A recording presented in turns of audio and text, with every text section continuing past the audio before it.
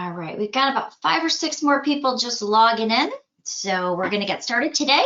We're going to cover some of the new changes that you're going to need to know with Authentisign 2.0. The classic version was originally going to be sunset on January 1st, but they've extended it out a little longer. So I'm going to show you some time-saving tips and techniques. Every time we just do Authentisign, we get a lot of people who've come on and have never used TransactionDesk. So basically, we're going to do kind of a hybrid today.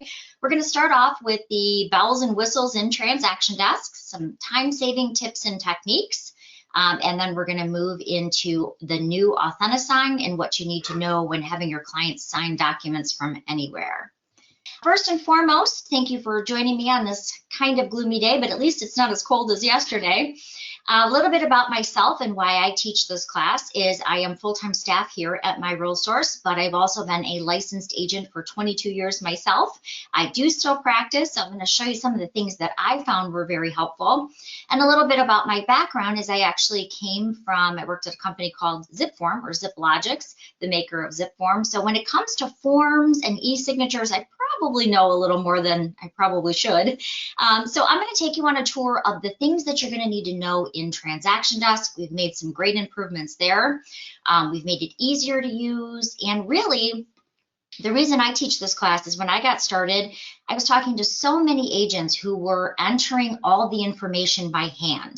And truly, if you are using TransactionDesk, 90% of your transaction contracts should be filled out directly either from the tax records if you're taking a new listing, or if you are writing an offer on something you've just shown a buyer, 90% of that should actually auto flow right from the MLS. Yet still I'm talking to so many agents who are manually keying in all of those fields, and it takes so much longer. So really that's my goal today, is to show you some time-saving tips and techniques, how 90% of that information should flow into your contracts, and then from there, how your clients can literally sign with their fingertip on their, whether it's with you or on their phone, wherever they are. There's also some improvements coming to the Authentisign 2.0 program next month, so I'm going to talk about those too. So basically, this new version of Authentisign is live, ready to use, but there's even some cooler stuff that's coming next month, so we're going to talk about all of that. All right, well, I'm going to turn my fuzzy hair off for today, and we'll get started with what you're here for.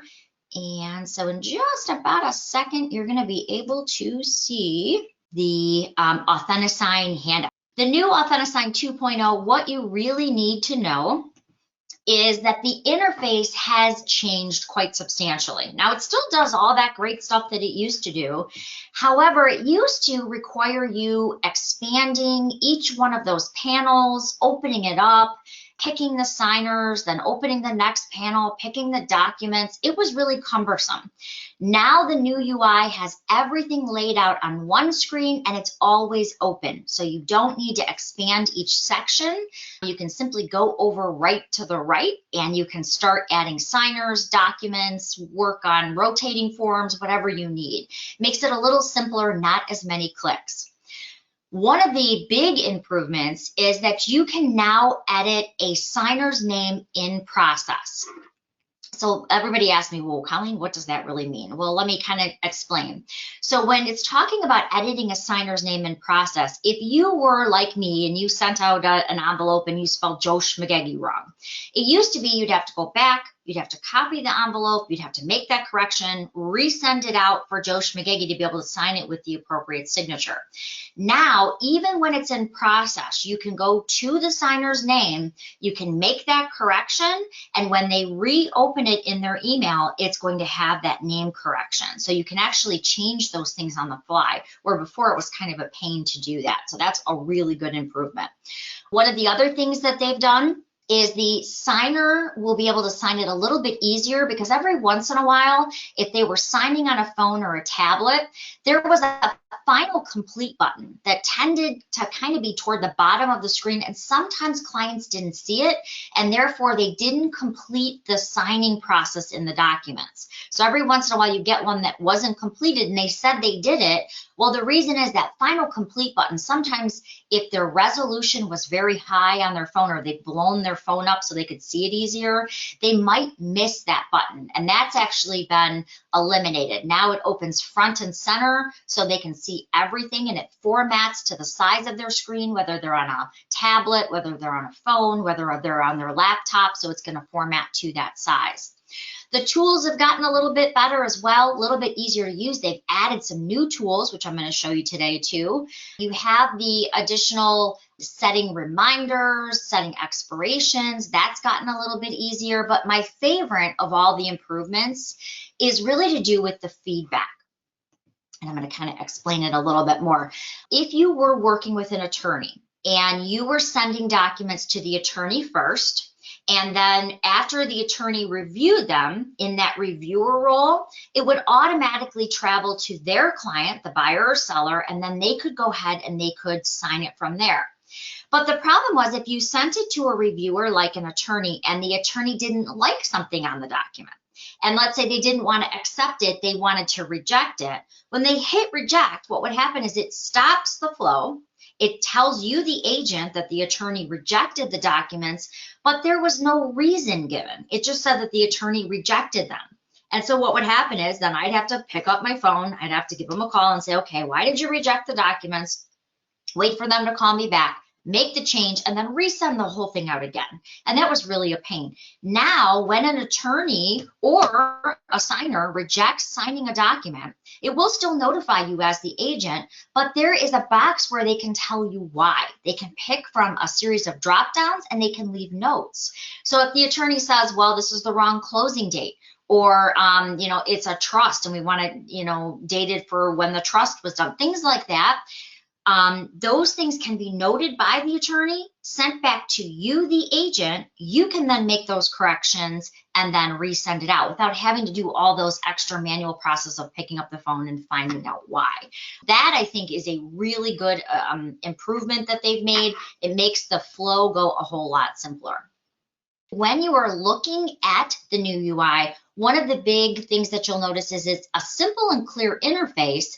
But before, if you scanned in documents like a PDF, a lot of times those documents were grainy. They were not high resolution documents. And therefore, when you were countering it, sometimes it didn't really look the nicest, or it was difficult to counter because it was grainy and hard to see. Now they're using high resolution documents. So those documents are clearer, they're crisper, and when you're countering them, it makes it a lot simpler to see exactly where you're putting those changes. It's also 60% faster. Another great improvement is before, when you were sending documents out, a lot of times you'd get that, I hate to say this, but I used to call it the spinning wheel of death. It was like, waiting 30 seconds for all the documents to load. And sometimes it was painful. And, when you're in a hurry and you're trying to get an addendum out, it was kind of frustrating. Well, now you'll notice that that has gone away. It's actually 60% faster.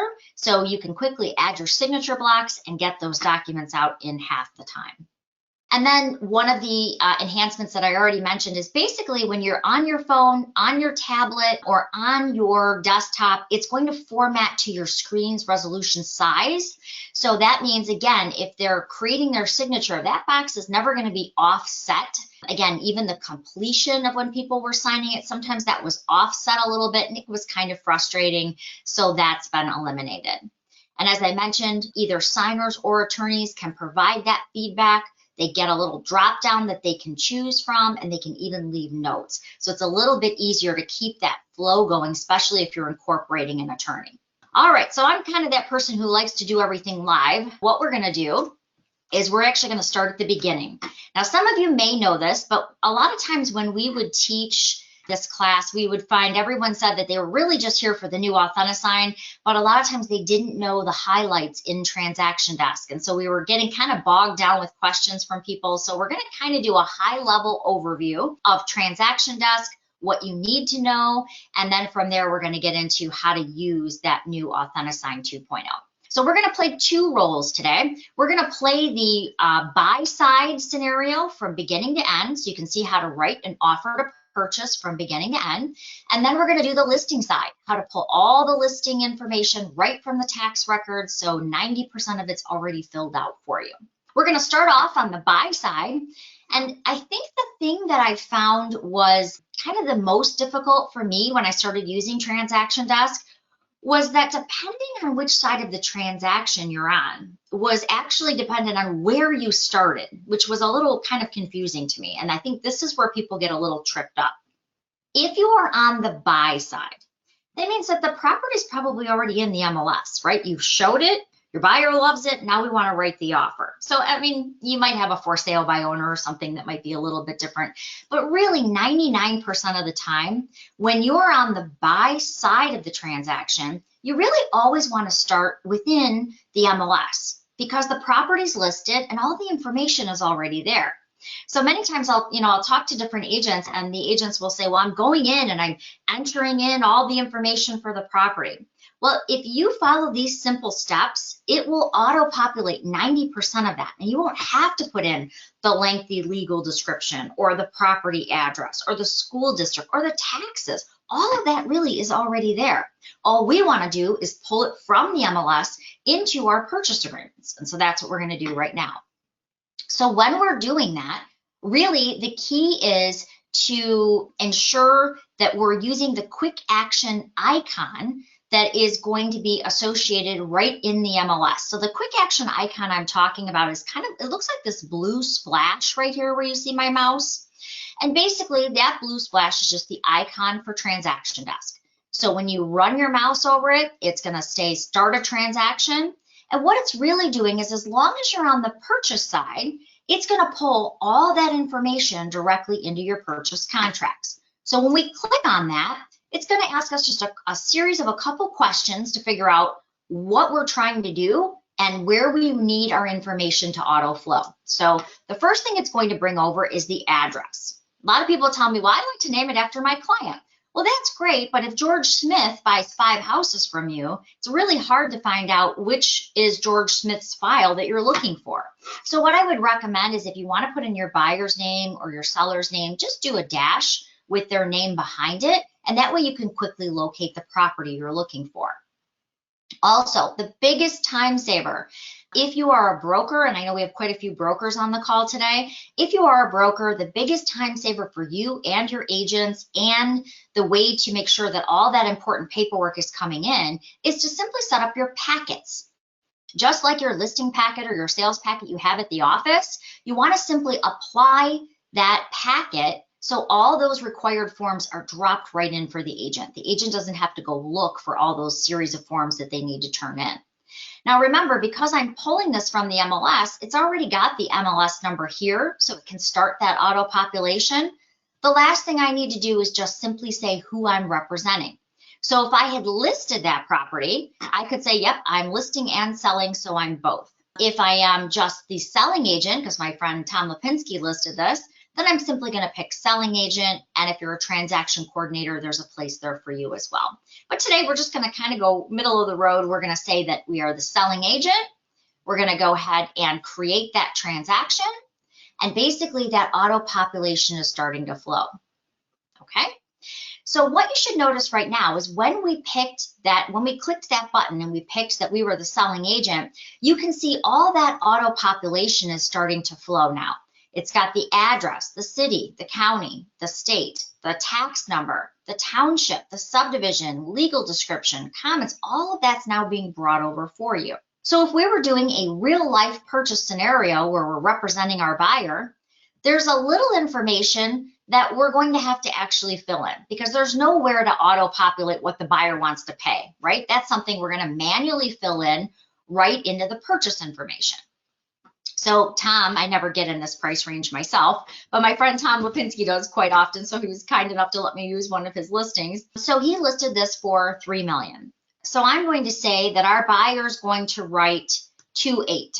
So all I'm going to do is add that into the purchase information. What you're looking at right now is basically kind of like a cover sheet, if you will, or basically kind of like a wizard. The more information that you fill in here, the more information will actually carry over to your forms. But here's your first time-saving tip and technique. The wizard is generic. Whether you're on the listing side or the purchase side, you're obviously just filling out the information that pertains to you. But here's your first time-saving tip. If you go down to where it says property includes, I'm going to use my friend Roger Martin. So we're going to say that Roger is, he's actually going to ask for the washer and dryer. And maybe he's going to ask for the chest freezer in the garage, whatever it happens to be. You can type that into the inclusions, and that will carry over to any field that's asking what you want to include in your sale. So on your purchase agreement, it will carry over for you. Same thing for excludes, by the way. Let's say that there's a hideously ugly play structure in the backyard, and you want that excluded before you close. You can actually go ahead and fill that in, and that will carry over to those fields as well. So basically, step one is pretty much done for us. We're going to go ahead and jump over to next. Now, here's another little tip. If you are just getting familiar with TransactionDesk, or maybe you're not super tech savvy and you just want to use the basics, that's great. That's kind of what this wizard was designed for. However, I don't now want to use the wizard every single time. So I'm also going to show you how to set up one dashboard where you can do everything from one screen. That helps me a lot. However, if you are an agent who maybe is on a team, or maybe you're an agent doing quite a bit of business and you want to get the most out of TransactionDesk, you can actually automate this whole process so you get reminder emails for every transaction. Let me kind of show you what I mean. Step two of the wizard is really where you're adding your dates. So I'm going in, I'm putting in my offer date, we're writing today, nothing big, right? However, if you are an agent on a team and you want to automate it so that your team knows you have a new listing, maybe you have someone else that puts up your signs for you and you want them to get the reminder, hey, a sign needs to be installed for this property, or you have someone putting on your lock boxes and you want them to get that notice, you can actually add tasks. Now remember, if you're a beginner user, you don't have to do this. This is just an optional way to keep you or your team on track and organized.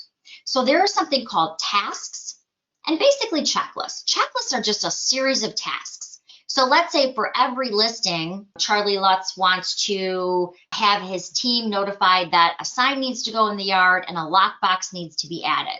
Then he can actually determine that in a checklist, and every time he takes a new listing, it's going to remind him or his team what needs to be done with an automated email. So let me kind of show you how it works, and then you can decide if that's going to work best for you. So if I wanted to add a task, something that needs to be done by me or someone on my team, I can go to this little tasks over here to the right, and I can say, okay, I want to add a task in. And we'll just do a nice easy one. We'll do something like install a sign. It's pretty generic. And we're going to say that every time we take a listing, we want someone on our team to get that reminder notice. Now, really, in my opinion, because you can go down to set a time and date, really nothing in real estate is due on a specific date or time, right? It's all related to the transaction. So it's either related to a transaction date or it's related to another task being completed. So let's say you wanted a reminder. I always forget to remind them to get the final water read. Maybe you want something like that. So when you get the clear to close, it automatically reminds you to call them and get that final water read set up. So you can actually relate it to another task, or you can relate it to a transaction date.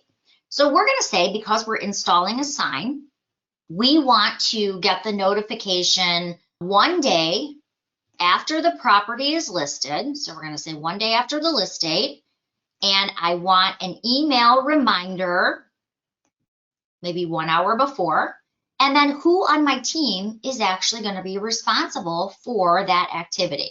Then I hit save, and it's going to notify via email the members of my team that are responsible for that task being completed.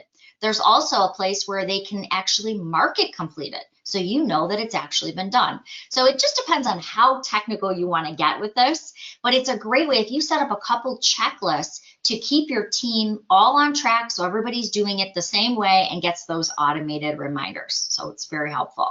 So again, transaction dates, if you are just a beginner user, you can go in, enter in a transaction date. If you want to take it up a notch, you can always go in and add tasks or checklists. Step 3, in my opinion, is the most important step, and this is the part I get the most questions about. A lot of people will skip step 3. They'll go in and they'll start having to manually enter Joe Schmageggi's name on every single contract. That's a little frustrating, right? The other thing it won't do is if you don't take the time to do this step, it will be a lot more work for you when you get into Authentisign. If you do this simple step by adding in your buyers, sellers, or attorneys, whoever's in your transaction, it will actually ask you what their role is. If you fill out what the role is, it will pre-tag all of the forms for you in every place that they're supposed to sign. So again, if you have a buyer or seller who are going to sign documents, it will save you about 10 minutes on average of time in Authentisign because you won't have to move each one of those tags. It'll be done for you. So let's go ahead and add in our fictitious buyer here. So we're going to hit add. We're going to create a new transaction contact. The most important step is who is that person. So in this case, we're working with the buyer, so we're going to add in our buyer. Because we select him as the buyer, it will know every place your buyer needs to sign and initial. So we're going to call this Bubba Buyer. And then we're going to put in, obviously, our buyer's email address. For the sake of our signing today, I'm just going to use my email address so you can kind of see how it works. Really, that's all you have to do to add in your buyer.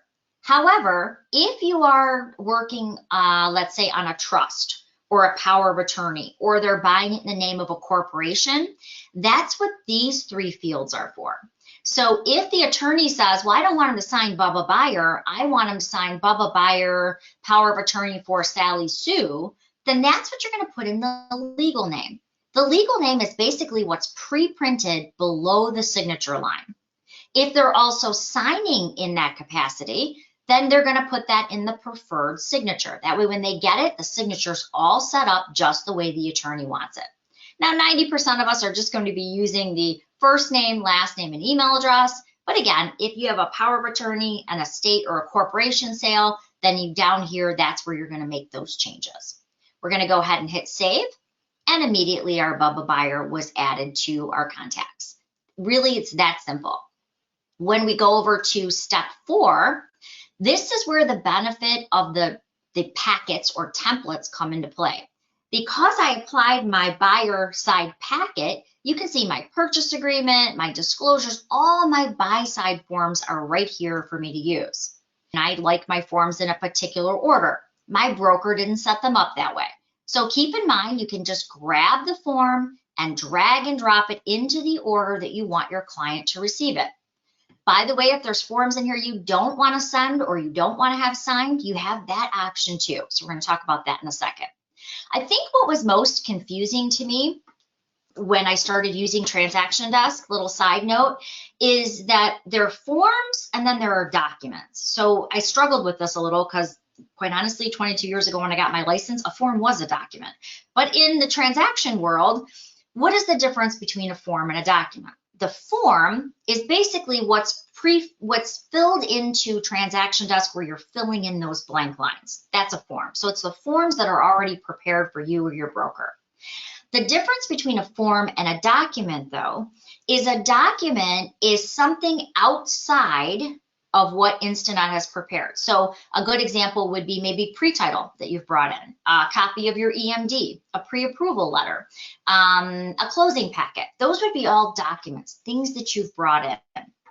But what I used to struggle with is that if you're working with a buyer, there are other things besides just the forms that you need to send to your buyer to sign, right? You need a seller's disclosure that's filled out by the seller. You need a lead-based paint disclosure, and those really are in Paragon. So before, you had to go leave TransactionDesk, You had to go back into Paragon. You had to find those. You had to download them, and then you had to bring them back so you could send everything out to the buyer at once to sign. What a pain in the neck, right?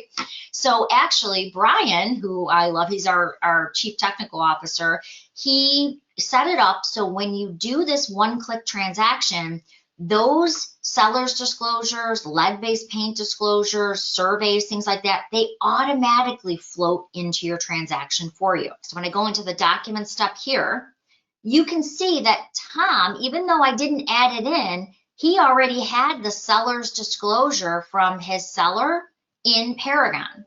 Before, as I mentioned, you had to go back to Paragon, you had to find the associated docs, you had to open them up, you had to save each one of these, you had to pull them back in, but you don't have to do that anymore because we've automatically taken that step for you and we've dropped them into your transaction. So now when I'm ready for my buyer to sign the seller's disclosure or the lead-based paint disclosure, it's already right here and it's been filled out by Tom's seller. Okay, just makes it a little bit easier. So when you're thinking of what's the difference between forms and documents, forms are just the prepared forms that you can go in and start filling out. The documents are the additional things that we're pulling over for you, like the seller's disclosure or lead-based paint. Tom, on a $3 million listing, he did a nice job, created a nice feature sheet that comes over. You'll see things like surveys, perk tests, things like that that were in associated docs will automatically come over into your documents. But let's say you've got some additional things you want your client to sign. Maybe you've got a checklist, or maybe you've got something about the team that you work on. You can also add those additional documents by clicking on the Add button, and you can drag and drop them right onto this strip. So let's say that we've got, we're going to pretend this Helen document here is our, we'll say a home warranty. You can actually grab that, simply drag it onto the strip, and immediately that Helen document is added right in. You can add, by the way, up to 20 files at one time. So if you've got a listing folder on your desktop and you want to add all the listing docs in, again, you can simply click on where that item is. You can drag it and drop it, or drag 20 files at once right onto that strip and it will load them in. If you don't like, my last class, somebody said, well, what do you do if you can't drag and drop them? Don't worry, if you click on that, it will also open your computer drives. So if you have it, let's say you've got a document you want to add on your desktop, you can go to desktop, simply pull it in and add it in that way, and immediately it will be loaded. So easy ways to add those additional documents in. Again, good examples would be pre-title, maybe you have a power of attorney, maybe you have a judgment of divorce, something like that that you want to keep in your file so you can email it to the title company. All of those things you can quickly add in. So when we're talking about forms, though, not only can you put them in the order that you wish, but if there is a form that's not in your broker template, let's say you need a swimming pool addendum and that's not there, you can always go to the Add button. Now, in my opinion, there are just way too many forms available. We're trying to pare that down a little bit too. I want to make sure that, you know, if you open each one of these, there's hundreds and hundreds of forms in each one of these. It's a little crazy. So if you are looking for a particular form, like maybe an FHA addendum, you can actually just type in the word FHA, and immediately all of the forms with FHA will pop up and you can choose the one you're looking for. So again, if we have an example like you're looking for a swimming pool addendum, you can type in the word pool and immediately they're all going to pop up for you. So it's an easier way to find those forms. So once you've got your forms, once you've got your documents, of course, now it's taking the time to fill those in, right? So I'm going to go ahead and I'm going to click on my purchase agreement here. That's going to open up the forms editor. And what you can see is that automatically all that auto population is already starting to take place. We've got the listing agent information, the selling agent information, that lengthy legal description, that price coming over. And remember how I mentioned if you just add the things you're looking to include or exclude, you can see how those are also flowing right into my purchase agreement. But what happens if you get an offer? So we're going to say Charlie Lutz just got an offer from someone in his office. Now he's got the offer, he pulled it in, now he wants to counter that offer.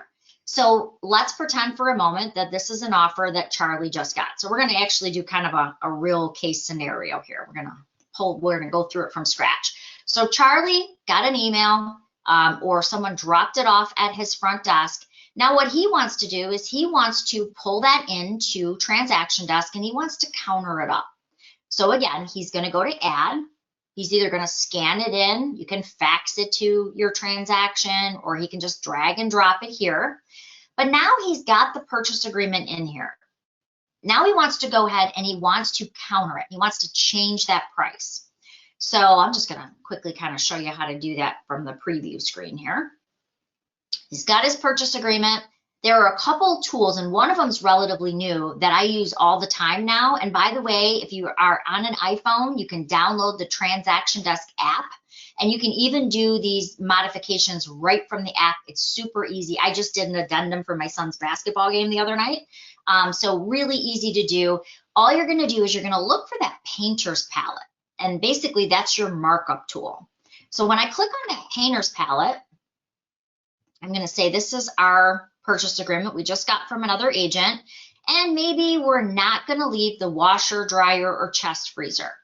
So I'm going to go up and use my strikeout tool, and I'm going to say, okay, we're going to cross that off because we are not leaving it. Now, before I get myself in trouble, like I did a couple weeks ago, if you're visiting our webinar today from another association, please check with your association and find out what the strike off policy is. So my broker policy is if we make a change like that, we can cross it out, and we just have to have all the parties initial so that they're agreeing to it. However, I did have somebody from another association attend last week, and they were actually appalled, wrote me a rather stern email and said, I can't believe you do that. We have to have a special addendum for any changes. We're not allowed to mark up the PAs at all. So, you know, whatever your broker policy is, that's what you want to follow, obviously. Ours, like I said, my broker policy is we can strike it off and just have the initials placed next to it so everyone agrees. But obviously see your broker if you don't know what your policy is. So in this case, we've now made that change. We would have the buyer and seller initial, but maybe I want to highlight that we got them a 2-year home warranty, or maybe I want to point out that they can't take the drapes or something like that. I can actually do that with the highlighter tool. And then there is the big tool that I think I use the most, which is obviously changing that price. Now, as you can see, that price is pretty small. I never seem to get in the $3 million price range personally, so it would be nice to have a price that small. But if you need to make a counter to a price, here's my suggestion. Use the text box, but use it in a kind of an offset area where there is no text. So you can see how big you're making the box, and it's a little bit easier to adjust, and then drag it where you want it. So let me show you. So let's say Tom got our offer and he wants at least 2.9. So we can do 2,000,009. Now, as you can see, and especially if you're like me and you have OCD, if we move this on top, what a mess that looks like, right? I mean, it's like an OCD nightmare. So the first thing I would want to do is I would want to right click into the box, and I can see that's probably about an 8 or a 9 point font. So I want to obviously make that much smaller. The next thing I want to do is if I lay that on top, it still looks a mess. So what I want to do is I want to change the background from transparent to white. Now, of course, I want to adjust the size of that box, and then I want to drag it into place. You can see how much nicer that looks, and of course, you can make it a lot more perfect than I'm doing here, but you can make it smaller, you can make it larger, but the idea is it's now solid and doesn't look such a mess behind it. So just keep in mind, again, any changes here, we generally have to have everyone initial, but you can actually right-click, change the font size. You can make it bold or italicized. I noticed on some of the Detroit contracts, it's very, very small font, and it's italicized. So if you need to make changes to those, you can do that by right-clicking on it. All right. So then my favorite tool, to be honest, is one that nobody even knows is here. And it's because I drive a lot. The last thing I want to have to do is go back to my office, separate documents because I want to send them on to the co-oping agent. So let me tell you what I mean. So let's say that, let's say for a moment you're working with a buyer and you want to send everything to the buyer because they're getting ready to write an offer. So I want to send my buyer's agency. Now, the buyer's agency generally has, at least for my company, it has information about the buyer, what they were looking for, their phone number, their address, information about our company, and a lot of times it has an email address on it, and it's got confidential information between me and my buyer. But I want to send that along with the purchase agreement, the agency disclosure, the seller's disclosure and lead-based paint. I've got it all bundled. So my buyer gets one nice email. He can sign everything. But now I want to turn it around and I want to send it to Charlie Lutz because we're going to say he's the listing agent. But I don't want Charlie to have my buyer's email address and his phone number and his address and how much he was willing to spend, right? I don't want him to have all of that. So basically, I want to shave that document off of all the others. And that's called the document slicer. And by the way, I do this all the time on my phone. It's super easy. So if your buyer has signed everything and you want to eliminate one page or one document, it's easy to do with the document slicer. So here's how that works. The document slicer is located several places within TransactionDesk. But right over here to the left, you've got kind of looks like a page with 2 pages sliced out. And that document slicer, it's going to ask me, do I want to save the changes, the highlights, and the different things. I'm going to go back here and show it to you so I don't have to save all that. You'll find it, by the way, when you're looking at these documents. You'll find it in multiple places. And what I mean is you'll see it right here on the preview too. You'll see it in the tools section. You'll see it as you just saw when I was going through and saving changes. You'll see it there. But basically the document slicer tool is set up so that you can click on it and you can remove pages or documents before sending it to that co-oping agent.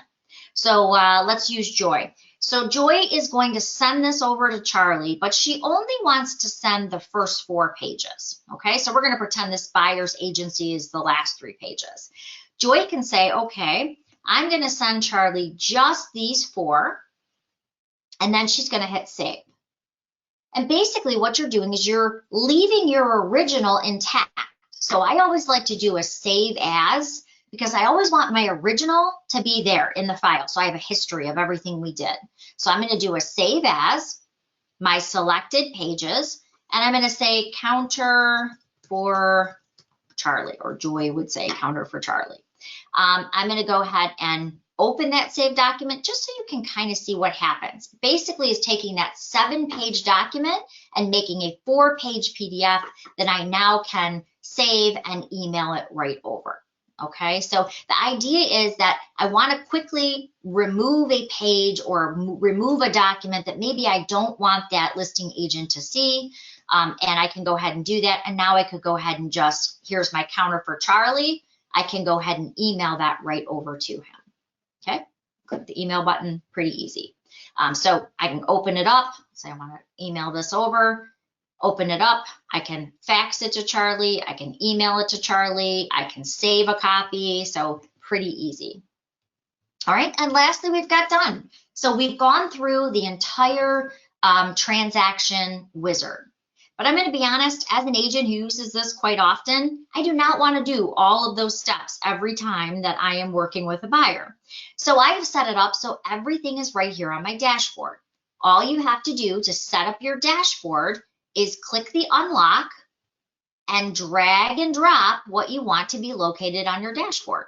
So for me, I want to have my contacts there. I want to have my documents there. I want to have my forms there, so I can do everything. But the most important thing you want to have on your dashboard is Authentisign. It does not come that way, so you do actually need to fix that.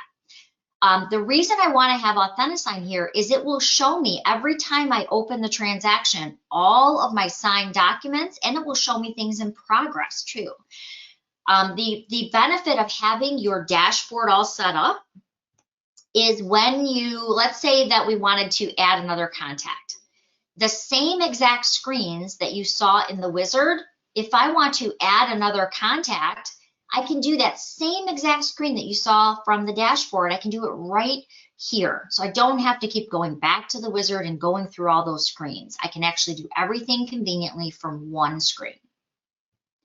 All right, so I'm going to stop real quick and see if we have any questions. And it looks like we do. All right, so let's go ahead. I'm going to start with these.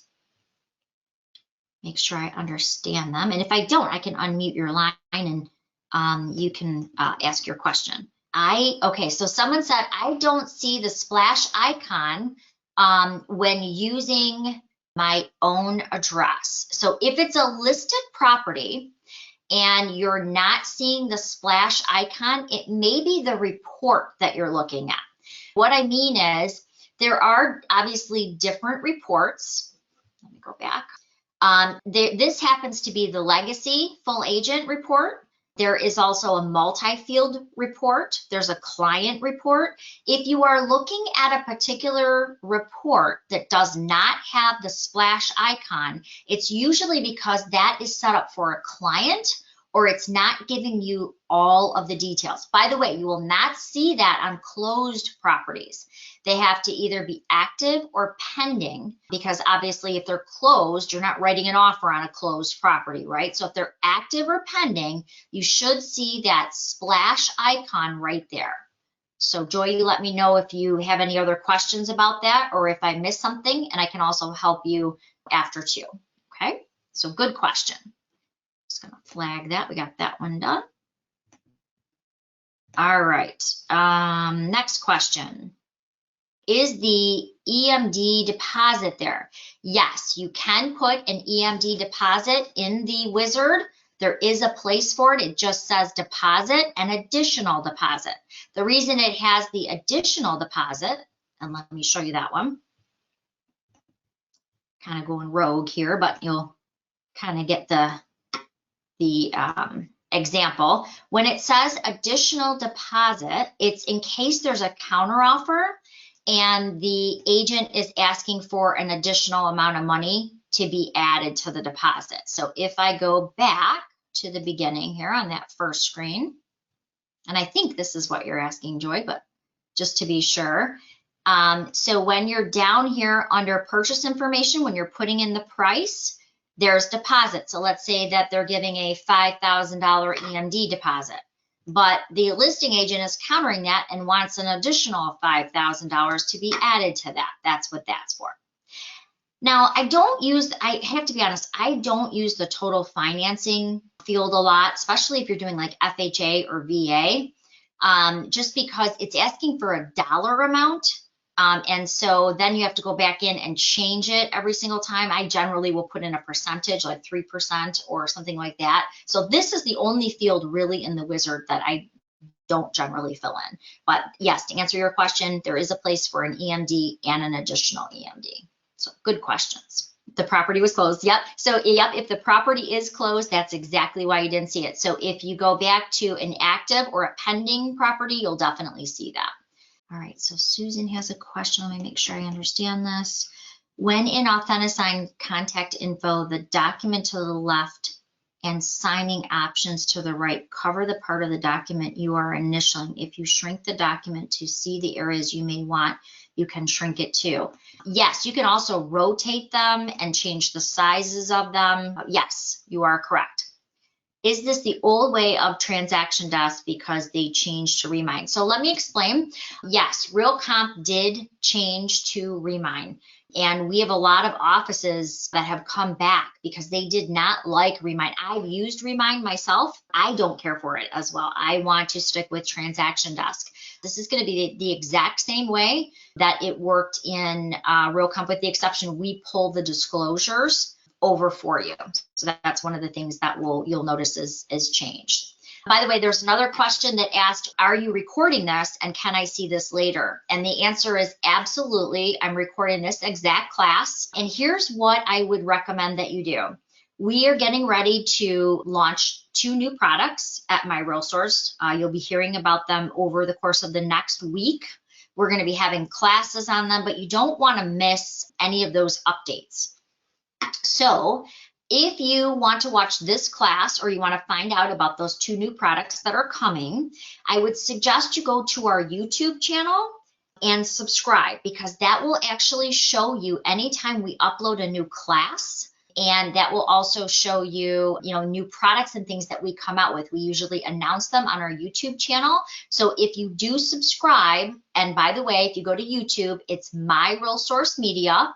If you do subscribe today, I will send you out a little gift in the mail, and you will also get the notification of when this class is posted. So again, you would go to YouTube, type in MiRealSource Media. If you subscribe to the channel, then I will get a notification on my end, and then we'll drop a little something in the mail for you that will go to your office, by the way, because that's the only address that we have on file. All right, so don't forget to do that, because there's a really, one is going to be announced, I believe, at the beginning of next week, and it's a really cool tool. You'll want to know a lot more about it. Okay. All right, so I wasn't supposed to really say that, but since I'm going rogue today, there we go. All right, so we went over everything on the buy side. So we're going to go ahead and leave here. We talked about starting always at the actual listing within Paragon, because it's going to pull over the most information on the buy side. But what about the listing side? Obviously, I don't want to trust that another agent put everything in correctly, right? I want to make sure I'm pulling that from something like tax records or a trusted source. So that's when you're going to start in TransactionDesk itself. And if you're new, you're just getting familiar with Paragon or TransactionDesk. When you're in Paragon, you're going to go to Resources. That's your toolbox. You can see all the different products and tools that you have available to you. There's even more, by the way, under taxes too. There's the tax resources. But let's say we want to go into TransactionDesk. We're simply going to go to the online forms, TransactionDesk, and then that's going to take us right into our home screen with our transactions. Now, again, when I'm coming here, I actually want to pull all that data in, but I want to do it from the tax records. So there's a little cheat you're going to want to know to save yourself some time. You're going to click on that plus. Of course, you're going to type in your address. So I'm going to use a recent listing that was closed. I'm going to put in Wessel Drive. Of course, I want to apply my listing packet. So all the forms come in. It's going to know I'm the listing agent because I'm using my listing packet. However, here's where the additional piece comes in. So when Brian was building this, he was all excited. He said, okay, now you know what? All you got to do, Colleen, is you go to select the source where you want to pull the data. You say you want to pull from RealList, which is tax records, and now you put in the tax ID. And I sort of looked at him funny and I said, you said this was going to be easy. And he said, well, yeah. I said, well, agents don't memorize tax IDs. What we do memorize is addresses. So he said, oh, you're right. They'd have to go back to the tax authority. They'd have to pull it up. They'd have to open it. They'd have to pay for the record if they were, going into BS&A. How do we make that easier? So there's a magnifying glass to the right. It says tax search. But here's the trick. And you might want to jot this down if you are taking notes. You only want to enter 3 specific fields because it is very, very exact. What I mean is tax records are so exact. If you spell out the word boulevard, but the municipality has BLVD period, you're not going to be able to pull it. So here's what you want to do. You want to select the county that the listing is in. So it happens to be Macomb on this one. You want to put in the street number and the route street name. And what I mean by that is this happens to be Wessel Drive. Leave off the drives, the circles, the courts, the ways. Leave all of that off. If you only enter those 3 fields of information and hit search, it will quickly pull up the tax record as you see right here. You're going to check it off, hit select, and now create.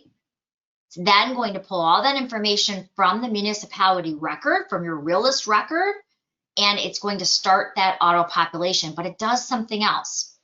So yes, it is bringing in the school district, the tax number, the address, the zip code, the tax information. It's bringing all that over. However, when we jump to the 3rd step, which is, remember I said the most important, it's also bringing over the sellers of record. So if it's a husband and wife that are on the deed, it's going to show up here in the wizard. It's going to show that Donovan is our seller. It will also know to tag all the appropriate places in the forms for the seller to sign in that area. So it does that for you too. Let's talk about one of my favorite things though, and a lot of people don't know this is here. It's having your seller fill out their seller's disclosure statement ahead. So I don't know if you're like me, but usually I will go in and we'll sit at the kitchen table and we'll fill out all the paperwork, and I'll say, okay, this is a really important form and you're going to fill it out truthfully, accurately, and I'm going to go measure the rooms. And inevitably you come back, your seller's disclosure has like 9 crossouts because they didn't realize there's the NA, right? And then half of it you can't read, and they're still trying to find their home warranty for the roof, and you wanted to be home like 3 hours ago, right? Sound familiar? So what you can actually do is you can actually send your seller's disclosure statement ahead so they can get it in their email, and they can literally fill it out from their email and either save it or print it, and it goes back to you, the agent. So if you've never done this before, it's super easy. All you're going to do is you're going to go into your seller's disclosure statement, because again, the agent is never filling this out. This is something that the client is always going to fill out. So I'm going to go to File and Send, and I'm going to send this via email.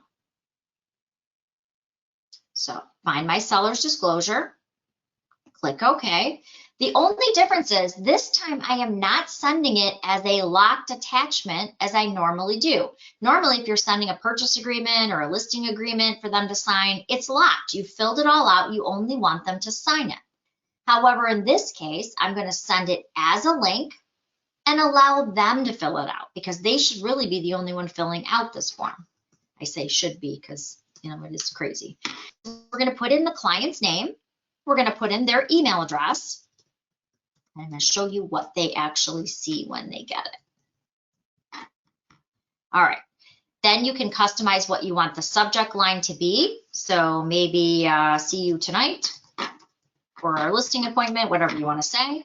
We're going to send it as a link and allow it to be edited.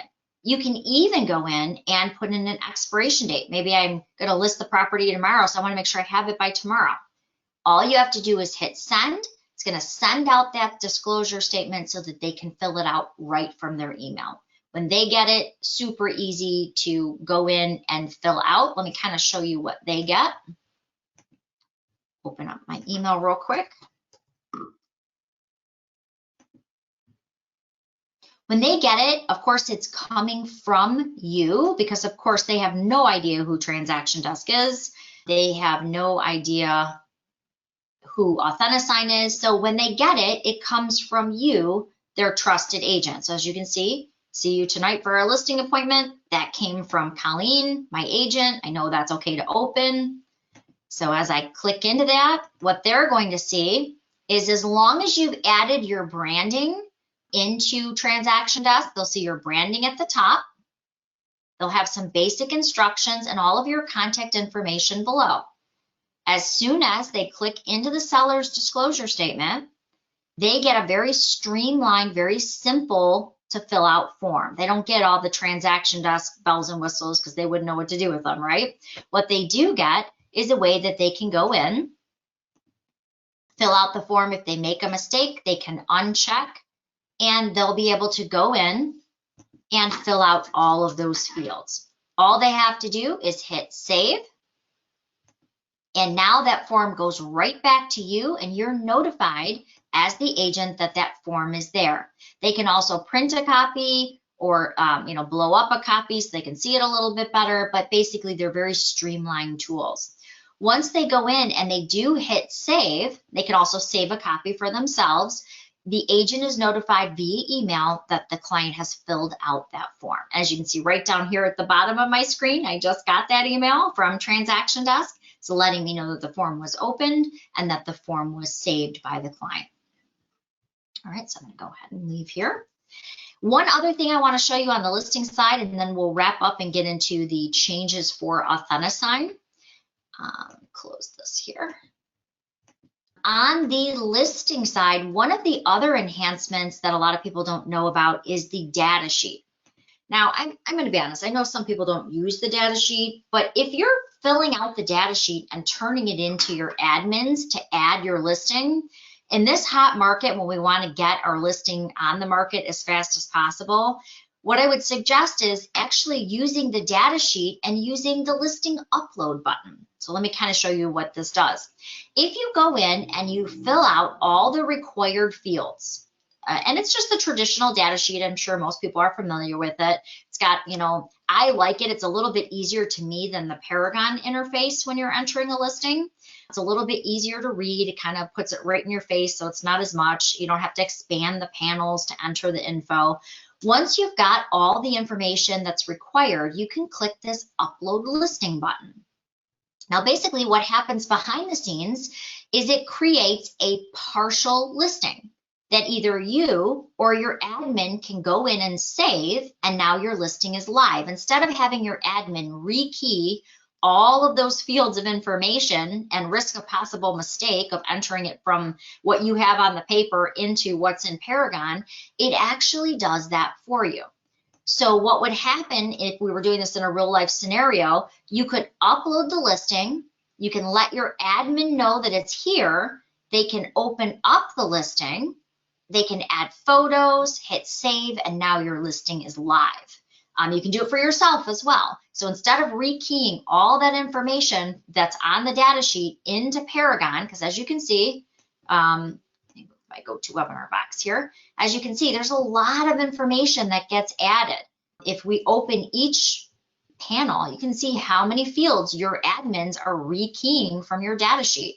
It's so much easier if you just fill out the data sheet, and again, I don't have it all filled out, but if you fill out the data sheet and then you just do the upload button, it will then push it to Paragon for you and nothing will have to be rekeyed in. All right, so listings, pretty similar to the process that we went through on the sales side, so we're not going to go through that, but keep in mind you can bounce around from form to form, your tools are here, and also your clauses. If you are a broker, I do recommend setting up your brokerage clauses. And the reason is you can actually predetermine what legal language you want your agents to use. So I know my broker's always saying, you know what, Colleen, you're not an attorney. Don't play the attorney. Just use what I already have set up in the clause library. I'm just going to see if I have an addendum here, but apparently I did not grab one, so we'll add one in. The idea is that you or your broker can go in and you can set up legal language from your agents to choose from. That way, if an agent, especially if you have a lot of newer agents and they're kind of wondering, okay, how do I want to say that? You can kind of predetermine that for the agents. So if I go into my brokerage library here, I'm just going to grab one quickly. I'm going to say, I'm going to use, just want a general addendum. Quickly, here we go. So we're going to use a general addendum here. So if you are a broker and let's say you have concession language, or maybe you have an affiliation agreement that you want inserted or a clause you want inserted into your documents, agents can do that by simply going to the clause library that you've predetermined. So I'm just going to grab my general addendum here. And you can do this, by the way, on an agent level. You can do it on a brokerage level. So it just depends. If you are a broker, we've had a lot of brokers that have said, you know what, it's so much easier, especially if you do have a lot of agents, it's so much easier to predetermine the language for them so that they're not calling you saying, how am I supposed to write this addendum? It just kind of simplifies the process. Bear with me, sorry about that. See if we can't make this go a little bit faster with a few less windows open. So when you are, let me just jump back into that transaction. I apologize. When you're going into that general addendum, they can quickly, and I can do it right from my form screen here, they can quickly insert that legal language. So I'm on my general addendum right here, and I want to use my broker affiliation clause, or maybe I want to use concession language. All I'm doing is opening up the clauses that are available. And by the way, brokers can actually create folders. So you can have home inspection clauses, home warranty clauses. Maybe I want to say all appliances to be conveyed with at the closing, at the time of sale, or buyer has 7 to 10 days to complete the home inspection, whatever you're trying to say, you're going to simply check those off. And with one click, I'm using my broker's language that he already pre-approved. So brokers can do it. And again, you can even do it as an agent on your own. So it just makes it a little bit easier. All right, so we've got all of our forms. Now let's get into the really good part. We want to get into the new Authentisign 2.0, what you need to know. And what I generally tell people is the easiest thing for me is to simply go to the pen on the left. And as long as you've done those few steps that we just did in TransactionDesk, this next part is going to be much, much easier for you. So let me just start off by saying that the classic version of Authentisign will be sunset at the end of this month. They were going to do it right before Christmas, which I thought was the worst possible planning ever, because the last thing you want to do is be, trying to write an offer and there's nobody to help you because everybody's gone for Christmas. So we've actually extended it to the end of the month. The classic version will go away, and what will happen is everything you have in Classic will still be there. You're not going to lose anything. It's just going to go into a read-only status. And you can bounce back and forth between the Classic version and the new Authentisign 2.0. So you're not stuck. Don't worry. Basically, there are 2 tabs at the top right now. If I click on the Classic tab, what you'll see is you'll see all of the things that you have done in the Classic version, completed, in process. You'll see those. Again, if you are attaching these and doing this very important step, if you are attaching them to your transaction file, they'll automatically go back into your file when your clients have signed them. So we're going to kind of walk through those steps, so don't worry. But if I click on new, and I do suggest you start using the new now so you're familiar, and at the end of the month, it's not so much of a shock for you. When you click on new, you're going to see things that have expired, things that have been sent, things that have been completed. So it will give you that same status right here. You can, of course, edit them or add them to transactions. But let's walk through what you really need to know about using the new 2.0. Just like in the previous version, you're going to click on Add. Basically, add means you're starting an envelope. Think of it that way. This is kind of an envelope that you're going to name, and you're going to put all the documents inside that you want your client to sign. Almost like if you were sending them in the mail, but you're going to do it via online, so it's instantaneous. So we're going to call this 205 Lakeshore. We're maybe want to call this PA documents. The most important step, in my opinion, is where this says optional. Don't ever think of this as optional. Always think of tying the envelope right to the transaction. So if I'm sending the PA documents for 205 Lakeshore, I want to marry it to that TransactionDesk file because A, it'll fill out all the contact information, B, it'll have all the filled out forms ready to go, and C, it will tag everything. So as long as you're tying it, you're doing this one important step, it'll save you hours and hours of time, I promise. If you hit save, it's going to start that same kind of wizard feeling, but remember now it's all open in one UI. So right here, we can see, oh, we're on the signers. We just want to click the add participants. Who's going to be signing? Now you could add yourself, you could add new people, but we did all that, right? We filled the buyer's name into the contract. So why would we do that again? We simply want to pull from our forms or our transaction. I'm going to click on add from transaction. Now, who's going to be signing? If I'm sending it to my buyer, I'm going to click my buyer. Where I am at my brokerage, we witness our contract. So I'm also going to be sending it to me. And I want to turn around and send it to the co-oping agent too. If you are including the other side of the transaction, then you want to make sure you're setting a signing order. Because think about it this way. I know it sounds complicated, but it's really not. Think about it this way.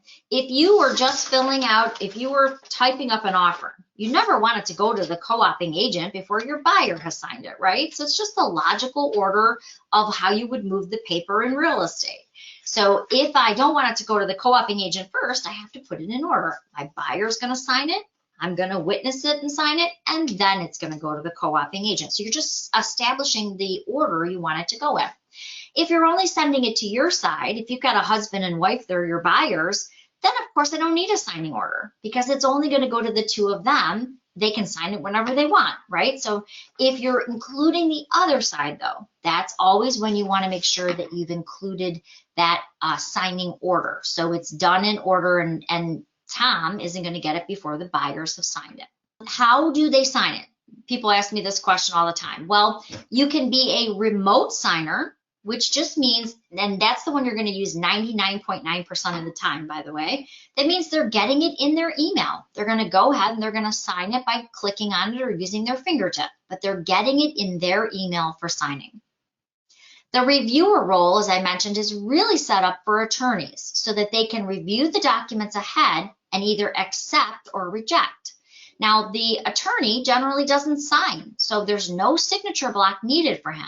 However, he does have when he gets it, he will have to accept that he's accepted or rejected so that you have that in your file. And then last is the CC role. And this is very different than CCing someone on an email. So I just want to point that out. When you CC on an email, it just means that they also can see it. So they get the email, they can also see it when you do that on an email. But this is very different.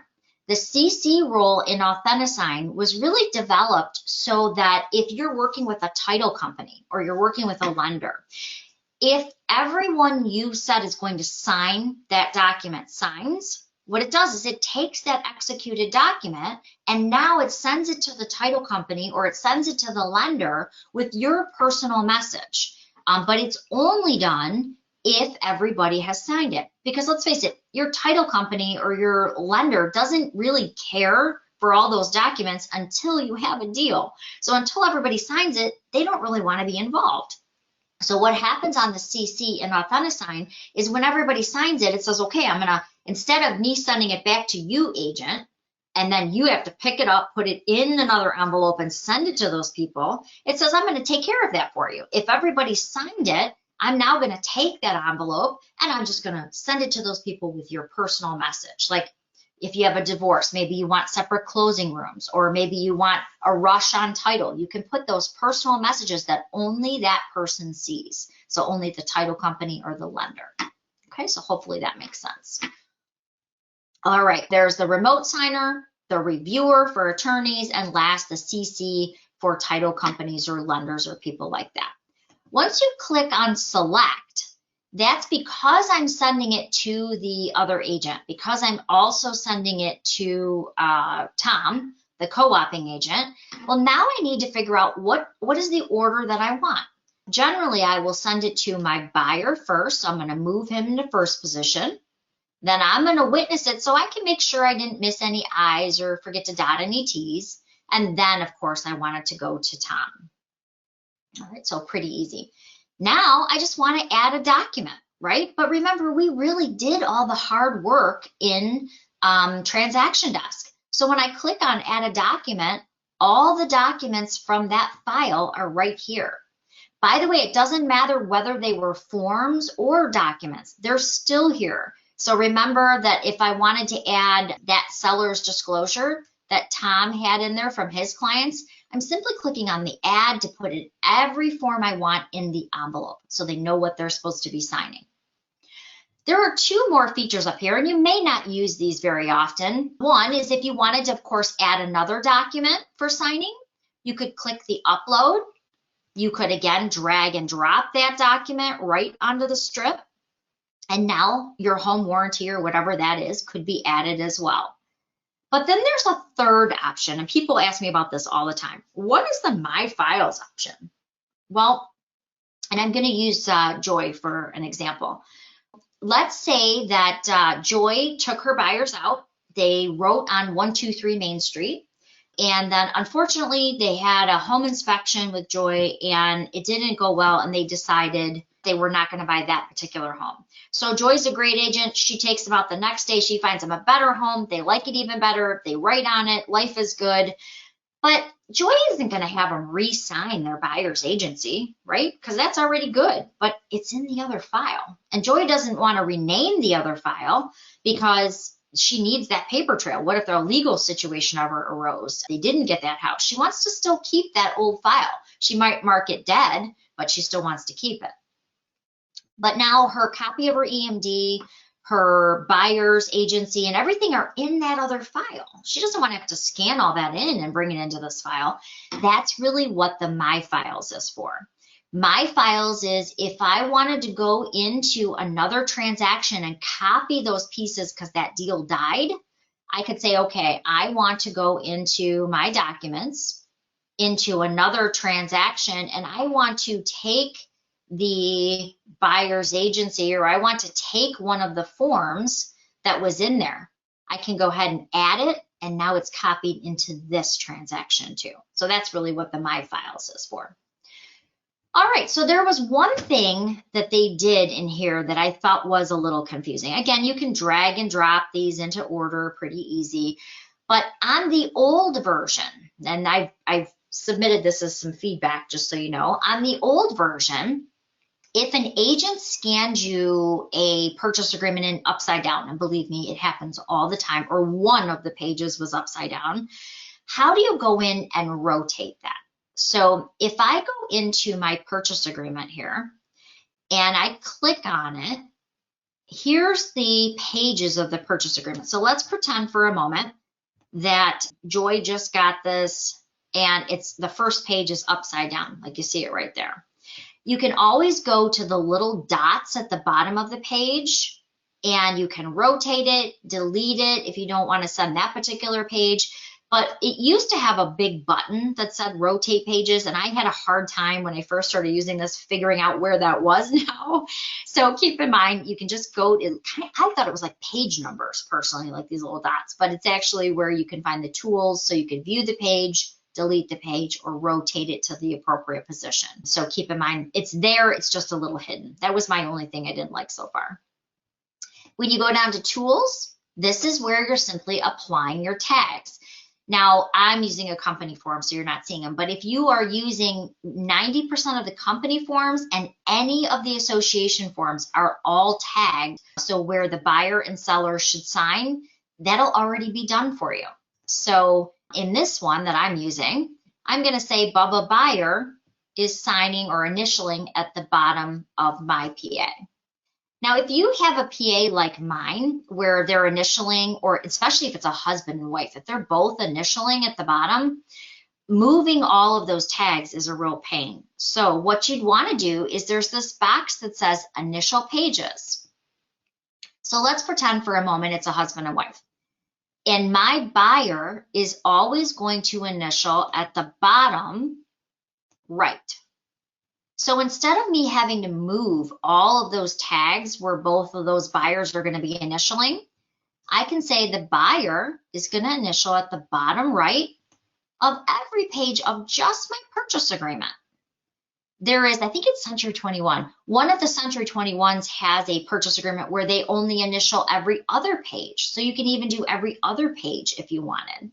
And then basically, once I click place initials, it's going to place the initials for that husband and wife for me on every single page. I just have Barry in here. I don't have his wife, but you get the idea.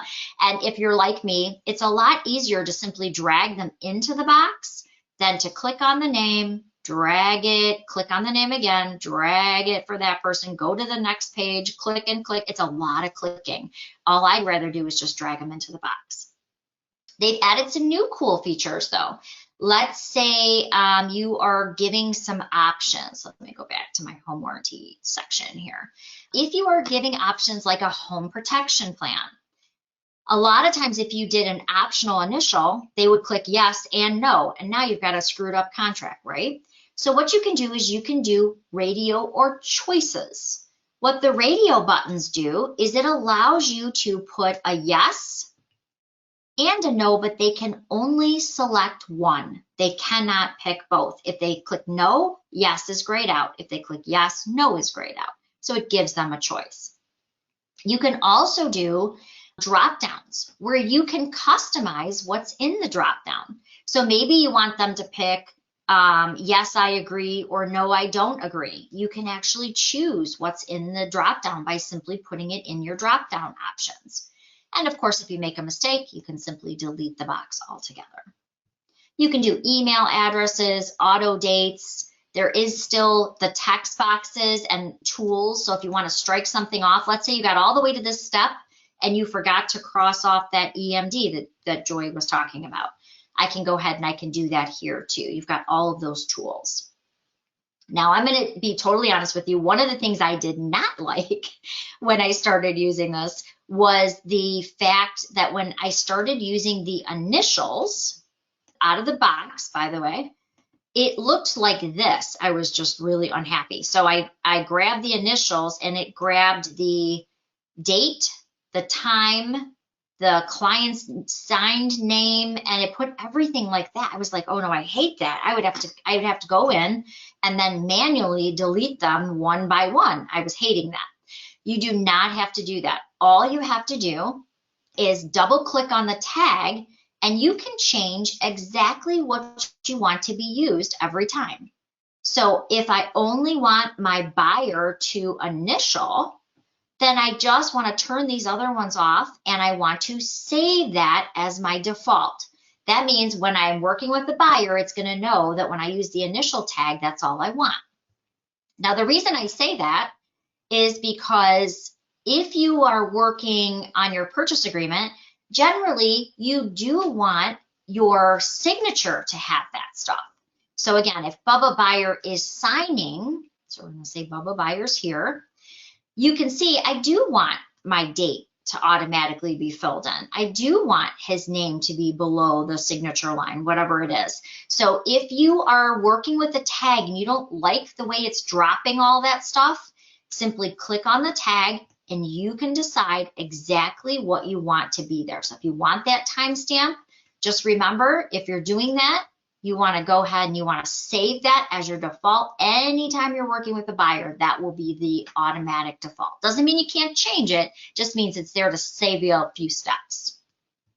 Okay?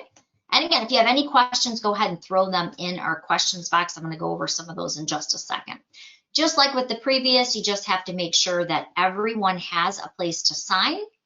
And then all you're doing is you are dragging those signing blocks over.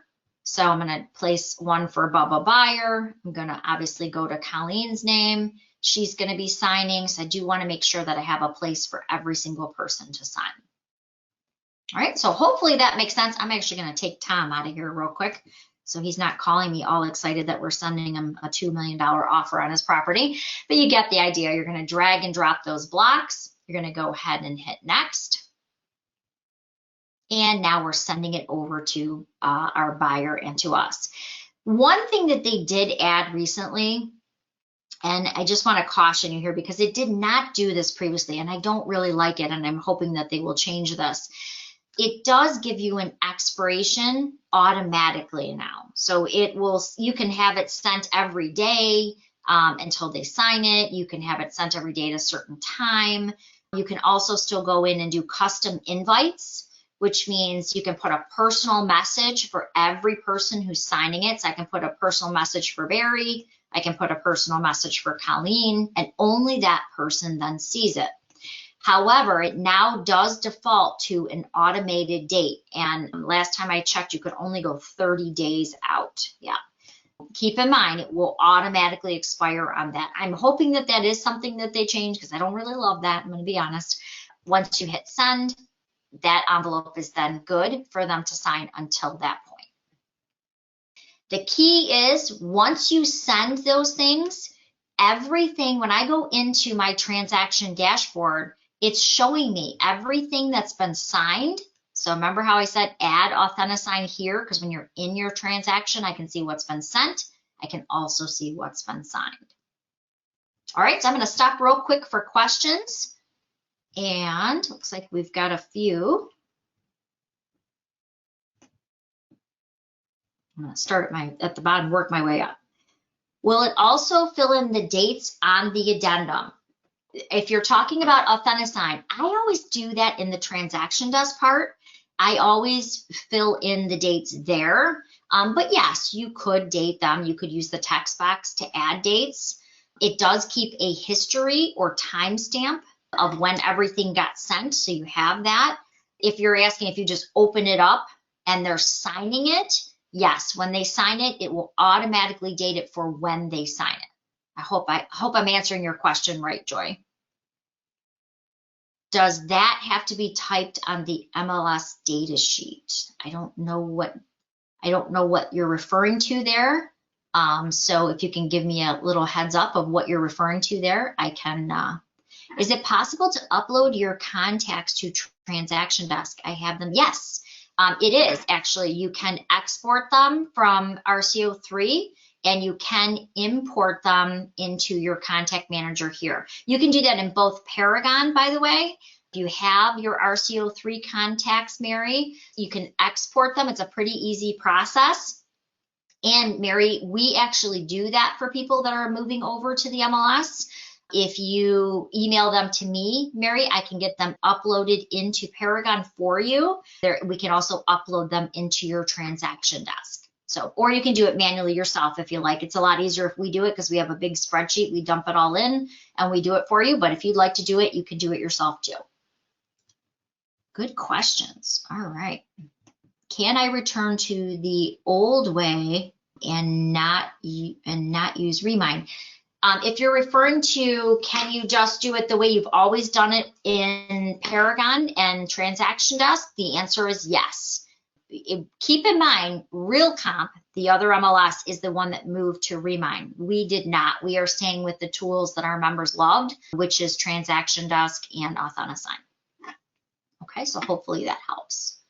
Is there a place for the more? Yes, Joy, is there a place to put that your client will apply in 7 days for their mortgage and get a commitment within 30? And the answer is yes. Right in your wizard, go back here. Right in your wizard in the beginning, when you are on that very first step, down below, if you are looking for actually it's under dates, I'm sorry. It's the second step. Application date is here. So if you're saying your client will apply within 7 days, you're going to put 7 days here. And then, of course, have their commitment within 30. You're going to put your commitment there. All right, so let's check out. So hopefully they'd answered a good portion of the questions. Let's check out what the client now sees when they get their envelope. So how easy, that's always my biggest concern is, is this going to be easy for the clients to use? Are they going to be able to figure out the signing? I have a lot of older clients that I work with, so I want to make sure that they're able to do it. So let's actually take a look at the signing process once they receive it. If you go into the email that your client gets, this is exactly the way your client is going to see it. It's going to come from you, the agent who sent it. It's going to have the title that you've given.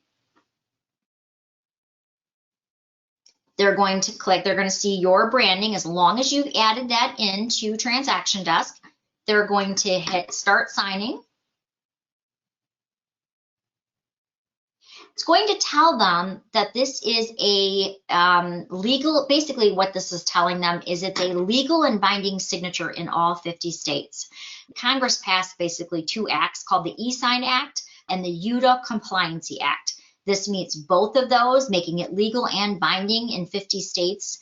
And so that's what they're agreeing to. They're agreeing and acknowledging that it is a legal binding signature. So they have to do that in order for it to be enforceable.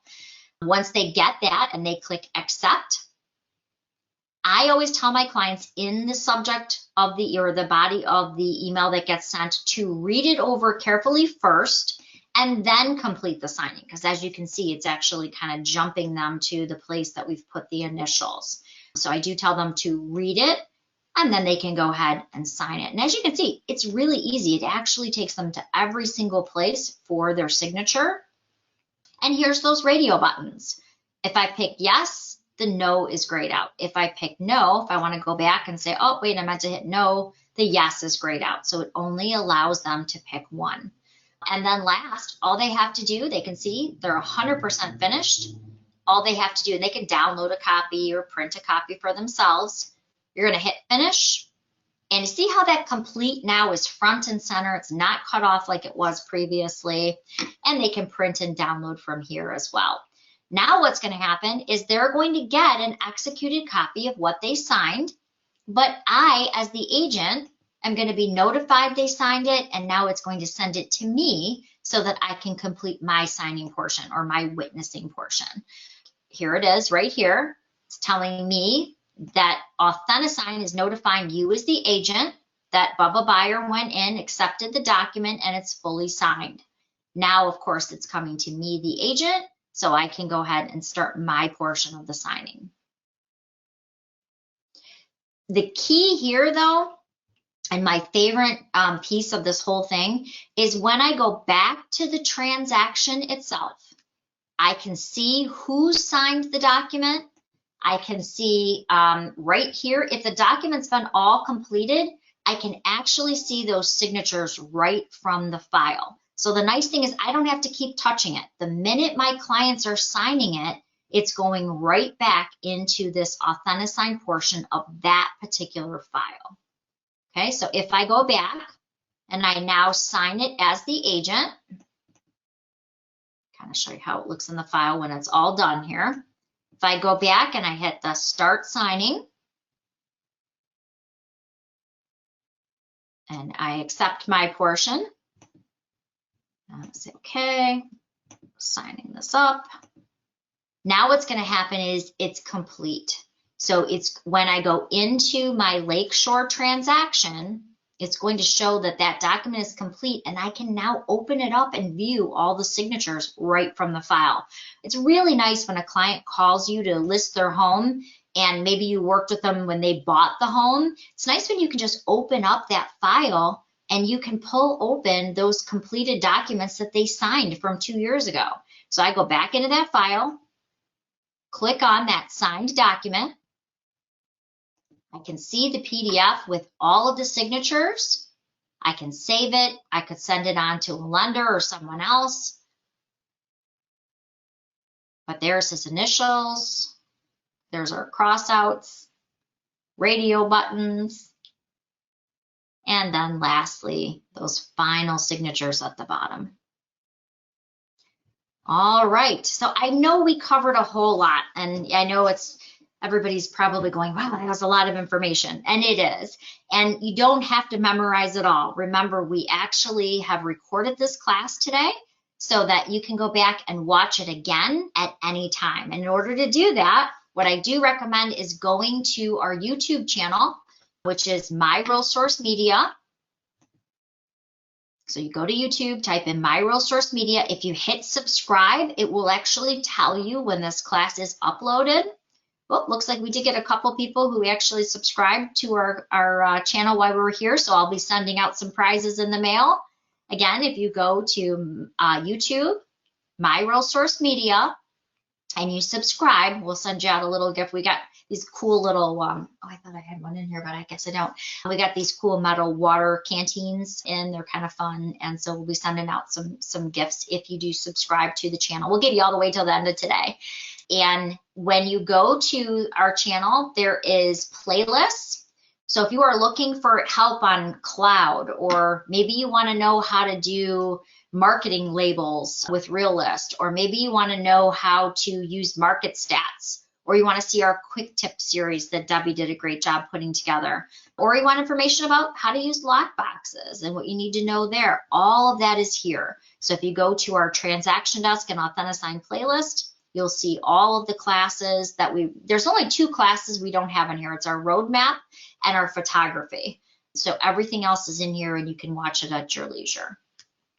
All right, if you don't have plans tomorrow morning at 10 a.m., we are having our own legal counsel. He's going to be talking about new changes in probate laws, what you need to know about estates and probates. We do a variety show here at MiRealSource on different real estate topics once a month.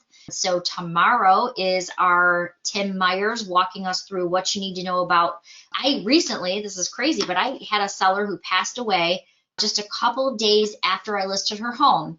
And I wish I would have known a lot of what Tim is going to be sharing tomorrow, because it would have made the whole process a whole lot easier. Again, if you're looking for great information right from an attorney where you can hear it from him on what you need to know, what you need to look for, what happens if you have a seller pass away in a transaction, which is, you know, so unfortunate, but what you, the agent, need to know to continue and get that closed.